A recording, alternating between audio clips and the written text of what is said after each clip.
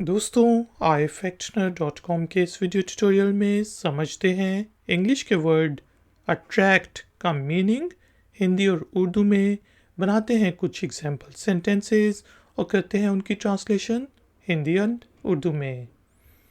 आज का वर्ड है जी अट्रैक्ट।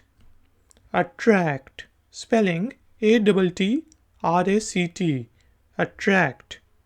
अट्रैक्ट का मीनिंग होता है मुतवज्जा करना, किसी को अपनी तरफ देखने पर मुतवज्जा करना या उन तवज्जा हासिल करना किसी की, जिससे हम कह सकते हैं opposite sex attracts each other. जो मेल और फीमेल होते हैं उनको हम ऑपोजिट सेक्स कहते हैं, तो हम कहते हैं कि ऑपोजिट सेक्स एक दूसरे को अपनी तरफ मुतवज्जा करती हैं।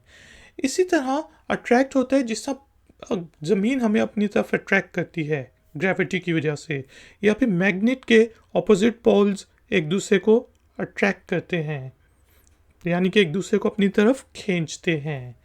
दोस्तों वीडियो को लाइक और शेयर ज़रूर करें, चैनल को सब्सक्राइब करें। Thank you very much. मिलेंगे एक और नए ट्यूटोरियल में। Until then, take care, keep learning, keep enjoying. Good day.